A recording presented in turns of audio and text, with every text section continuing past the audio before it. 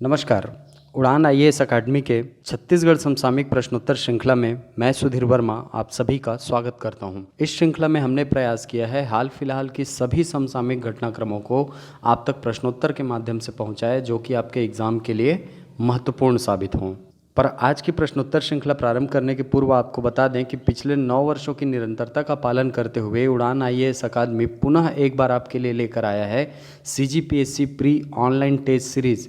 इसके अंतर्गत आपको न्यूनतम शुल्क में मिलते हैं 51 टेस्टों की श्रृंखला और इन 5100 टेस्टों के अंतर्गत जो कुल 5100 प्रश्न होंगे उनमें से प्रत्येक प्रश्न का विषय विशेषज्ञों के द्वारा वीडियो एनालिसिस।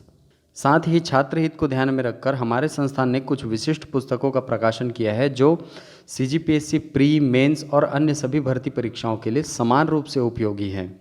साथ ही ये पुस्तकें जो है वो आपको न केवल संस्थान में बल्कि आपके नज़दीकी पुस्तक घर में आसानी से उपलब्ध हैं। तो हमसे निरंतर जुड़े रहने के लिए हमारे YouTube चैनल उड़ान आईएएस एडमिनिस्ट्रेटिव अकेडमी को सब्सक्राइब करें और बेल आइकॉन ज़रूर प्रेस करें जिससे हमारी आने वाली सभी वीडियोस के नोटिफिकेशन आप तक पहुंचती रहे। साथ ही CGPSC प्री, मेंस और अन्य सभी भर्ती परीक्षाओं संबंधी वीडियोस प्राप्त करने के लिए आप गूगल प्ले स्टोर से हमारा एप्लीकेशन उड़ान आईएएस अकेडमी को अभी डाउनलोड करें। चलिए, तो आज का हमारा पहला प्रश्न है, विश्व ओजोन दिवस कब मनाया जाता है? तो ओजोन दिवस जानने के पहले आपको पता होना चाहिए कि ओजोन क्या है। ओजोन समताप मंडल में पाया जाने वाला एक ओजोन गैस का लेयर है जो कि सूर्य से आने वाली पराबैंगनी किरणों को अवशोषित करता है और उसके हानिकारक प्रभाव से धरती में रहने वाले जीवों की रक्षा करता है। अब ये ओजोन दिवस क्या है? देखिए, ओजोन क्षय हो रहा है हमारे यहाँ धीरे धीरे। ये जो ओजोन लेयर है वो मानव जनित कारणों से क्या हो रहा है? क्षय होता जा रहा है, खराब होता जा रहा है। वो लेयर, वो जो कवर है वो टूटता जा रहा है, उसमें छेद हो रहा है। तो ये जो घटना है इसको सबसे पहले देखा गया था 1970 के दशक में। ये देखा गया कि ये जो ओजोन लेयर है उसमें क्या हो रहा है? छेद होता जा रहा है। तो इस पर काफ़ी वैज्ञानिक विचार विमर्श हुए और सन 1985 में एक बैठक बुलाई गई सभी देशों की। यूनाइटेड नेशन के अंतर्गत जितने देश होते हैं उन सभी की बैठक बुलाई गई जिसको नाम दिया गया वियना कन्वेंशन। वियना कन्वेंशन बुलाया गया था 16 सितंबर 1985 को, जो कि किससे संबंधित था? ओजोन क्षय पर जो चिंताग्रस्त देश थे उस पर आधारित था। ठीक है, या ये बोले कि ओजोन क्षय पर आधारित था। ये जो वियना कन्वेंशन है इसमें सभी देशों ने ओजोन परत पे होने वाले क्षय को या होने वाले छेद पर चिंता व्यक्त की थी। ठीक है, और इसी पर फिर आगे चलकर 1987 में आपका मॉन्ट्रियल प्रोटोकॉल आता है, आपको पता होगा। ठीक है, तो ये जो विश्व ओजोन दिवस है ये किस दिन मनाया जाता है? जिस दिन वियना कन्वेंशन हुआ था, है ना, यानी 16 सितंबर को। ठीक है, ये फैक्ट्स याद रखेंगे क्योंकि मॉन्ट्रियल प्रोटोकॉल आपके एग्जाम में कई बार पूछ चुका है। वियना कन्वेंशन हो सकता है पूछ दे। ठीक है, तो आपका उत्तर इस प्रश्न का क्या हो जाएगा? 16 सितंबर। चलते हैं अगले प्रश्न की तरफ। चलिए, हमारा अगला प्रश्न है, बस्तर संभाग में प्रस्तावित बहुचर्चित बोधघाट परियोजना के बारे में सत्य कथनों का चयन करें। पहला है, इस परियोजना का निर्माण 22,653 करोड़ रुपए की लागत से होगा। दूसरा कथन है, इस परियोजना के निर्माण से क्षेत्र के 3,66,580 हेक्टेयर में सिंचाई सुविधा मिलेगी। दोनों कथन, क्योंकि ये जो योजना है बोधघाट परियोजना, ये आपको पता होगा कहाँ है? दंतेवाड़ा में बनाया जा रहा है। ठीक है, और इसकी लागत कितनी है? 22,653 करोड़ रुपए। साथ ही इस परियोजना के निर्माण से 3,66,580 हेक्टेयर जो क्षेत्र है, जो भूमि है, वो क्या होगी? सिंचित हो जाएगी। ठीक, इस परियोजना से दंतेवाड़ा, सुकमा और बीजापुर जिले लाभान्वित होंगे। ये कथन भी सही है। ठीक है, ये बनाया जा रहा है दंतेवाड़ा में, लेकिन सुकमा और बीजापुर जिलों को भी इसके द्वारा सिंचित किया जाएगा। अगला पॉइंट है, परियोजना से 300 मेगावाट विद्युत उत्पादन किया जाएगा। ये कथन भी सही है क्योंकि जो बोधघाट परियोजना है वो केवल सिंचाई के लिए नहीं है बल्कि बहुउद्देशीय परियोजना है। वो बहुउद्देशीय का मतलब एक साथ जब बहुत सारे उद्देश्यों की पूर्ति होती है तो उसको हम क्या कहते हैं? बहुउद्देशीय परियोजना कहते हैं। ठीक, तो इसमें पहला कथन भी सही है, दूसरा कथन भी सही है, तीसरा भी सही है और चौथा भी सही है। तो आपका उत्तर क्या हो जाएगा? उपयुक्त सभी कथन सही हैं। याद रखिएगा, बहुत इंपॉर्टेंट है, न केवल प्री के लिए, न केवल ACF के, बल्कि मेंस के एग्ज़ाम के लिए भी ये जो बोधघाट परियोजना है ये इम्पॉर्टेंट है। आपको सीधे तौर पर 2 नंबर या 4 नंबर में पूछ सकता है कि बोधघाट परियोजना जो है उसके बारे में बताइए। ठीक है, चलते हैं अगले प्रश्न की तरफ। चलिए, हमारा अगला प्रश्न है, अंत्योदय स्वरोजगार योजना के संबंध में सही कथनों का चयन करें। पहला, यह एक बैंक प्रवर्तित योजना है। हाँ, ये सही है, क्योंकि इसका जो संचालन है वो किसके माध्यम से किया जा रहा है? बैंकों के माध्यम से किया जा रहा है। दूसरा बिंदु है, इस योजना द्वारा कुल 20,000 रुपये उपलब्ध कराए जाते हैं। हाँ, ये कथन भी सही है कि कुल कितना रहेगा? 20,000 रुपये जो है वो प्रदान किया जाता है।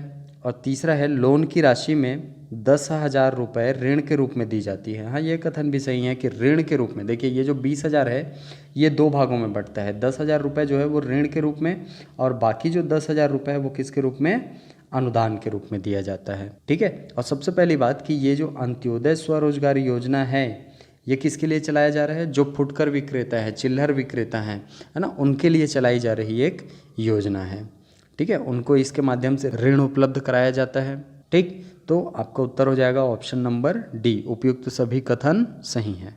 चलते हैं अगले प्रश्न की तरफ। चलिए, हमारा अगला प्रश्न है, कोरोना संकट काल में मध्याह्न भोजन योजना के क्रियान्वयन में छत्तीसगढ़ का देश में स्थान क्या है? आपको बता दें कि अभी कोरोना संकट काल चल रहा है ना, कोरोना संक्रमण फैल रहा है, तो इस स्थिति में भी जो स्कूली छात्र हैं उनको अभी भी मध्याह्न भोजन जो है वो प्रोवाइड कराया जा रहा है। ठीक है, ये किया जा रहा है आंगनबाड़ियों के माध्यम से।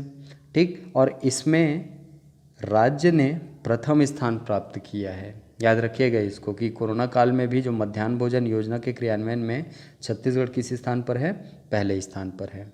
ठीक, चलते हैं अगले प्रश्न की तरफ। चलिए, अगला प्रश्न है हमारा कि हाल ही में झाम सिंह धुर्वे का नाम चर्चा का विषय रहा है। झाम सिंह धुर्वे कौन है? तो जो लोग डेली न्यूज़ देख रहे हैं, डेली न्यूज़पेपर पढ़ रहे हैं, उनको पता होगा कि झाम सिंह धुर्वे कौन है। देखिए, ये कवर्धा जिले के निवासी हैं, आदिवासी हैं, है ना। इनकी हाल ही में मृत्यु हो गई है। कैसे हुई है? मध्य प्रदेश पुलिस के द्वारा चलाई गई गोली से। ठीक है, उन्होंने इनको नक्सली मानकर इन पे गोली चला दी है। इसके संबंध में हाल ही में जो हमारे वन मंत्री हैं मोहम्मद अकबर जी, उन्होंने राज्यपाल को और मध्य प्रदेश के मुख्यमंत्री शिवराज सिंह चौहान जी को पत्र लिखा है। ठीक है, और इसके संबंध में जांच की मांग की है। तो आपका उत्तर क्या हो जाएगा? ऑप्शन नंबर ए, कवर्धा जिले के निवासी जिनकी मध्य प्रदेश पुलिस कर्मियों द्वारा चलाई गई गोली से मृत्यु हो गई। चलते हैं अगले प्रश्न की तरफ। चलिए, हमारा अगला प्रश्न है, बांस शिल्प केंद्र का संचालन किया जाता है। पूछ रहा है कि किसके द्वारा किया जाता है। तो आपको बता दें कि ये जो बांस शिल्प केंद्र है इसका संचालन किया जाता है हस्तशिल्प बोर्ड के द्वारा। और ये जो बांस शिल्प केंद्र है वो क्या करती है? वो आदिवासी क्षेत्रों में जो प्रचलित काष्ठ कला हो गई या जनजातीय कला है उसको विश्व स्तरीय करने का प्रयास करती है, या उसको मार्केट में लेकर आती है और वहाँ से उसका विपणन किया जाता है, खरीदी की जाती है। ठीक है, तो आपका उत्तर यहाँ पर क्या है? Option number B.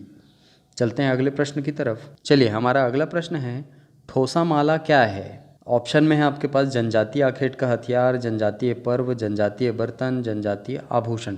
तो आपको बता दें कि ये जो ठोसा माला है ये क्या है? एक जनजातीय आभूषण है जो गले में पहना जाता है।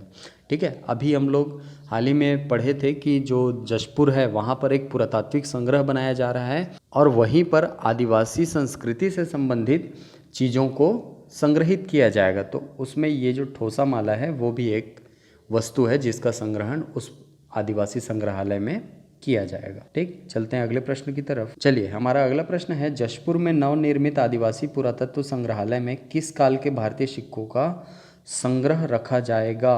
तो जैसा कि मैंने आपको बताया कि जो नवनिर्मित आदिवासी पुरातत्व संग्रहालय है वो कहाँ स्थापित किया जा रहा है? जशपुर में। और यहाँ पर आदिवासी संस्कृति से जुड़ी हुई बहुत सारी चीज़ें, उनके बर्तन, उनके आखेट करने की चीज़ें, उनके आभूषण और पूरा पाषाण काल के हथियार, इन सभी चीज़ों को क्या किया जाएगा? संग्रहित किया जाएगा। साथ ही 1835 से लेकर 1940 तक के जो भारतीय सिक्के हैं उनको भी वहाँ पर संग्रहित किया जाएगा। आपका उत्तर हो जाएगा ऑप्शन नंबर सी। चलते हैं अगले प्रश्न की तरफ। चलिए, तो हमारा अगला प्रश्न है, पे सखी का उद्देश्य क्या है? तो आपको बता दें कि वर्तमान जो काल है वो कौन सा काल चल रहा है? कोरोना संक्रमण का काल चल रहा है। और इस कोरोना संक्रमण काल में सबसे ज़्यादा खतरा किसी को है? तो बुजुर्गों को है। तो ऐसे बुजुर्ग जो राज्य सरकार के द्वारा संचालित की जा रही किसी सामाजिक सुरक्षा पेंशन के अंतर्गत हितग्राही हैं या लाभान्वित किए जा रहे हैं, उनको राशि का भुगतान करने के लिए पे सखी जो कार्यक्रम है वो चलाया जा रहा है। ठीक है, तो आपका उत्तर हो जाएगा ऑप्शन नंबर ए, घर घर जाकर बुजुर्गों की पेंशन और अन्य राशि का भुगतान करना। चलते हैं अगले प्रश्न की तरफ। चलिए, तो हमारा अगला प्रश्न है, छत्तीसगढ़ ग्रामोद्योग विभाग के मंत्री कौन हैं? आप अगर पिछले 4 साल का पेपर देखेंगे, है ना, पीएससी प्रीलिम्स का, तो उसमें आपको लगभग हर साल किसी न किसी विभाग के मंत्री का नाम जरूर पूछा है। उसी को ध्यान में रखकर ये भी हम प्रयास करेंगे कि आपको सभी विभाग के मंत्रियों का, सभी विभाग के अध्यक्षों का, सभी समितियों के अध्यक्षों का नाम आपको याद करवा दे। ठीक है, तो फिलहाल जो छत्तीसगढ़ ग्रामोद्योग विभाग है, इसके मंत्री कौन हैं? गुरु रुद्र कुमार जी हैं। ठीक है, तो आपका उत्तर हो जाएगा ऑप्शन नंबर ए। तो ये थे हमारे आज के समसामयिक श्रृंखला के कुल 10 प्रश्न और उनके आंसर कीज। अगर ये वीडियो पसंद आया हो तो इस वीडियो को लाइक करें, शेयर करें और हमारे यूट्यूब चैनल को सब्सक्राइब करें। मिलते हैं अगली कक्षा में कुछ नए प्रश्नों के साथ। तब तक के लिए थैंक यू।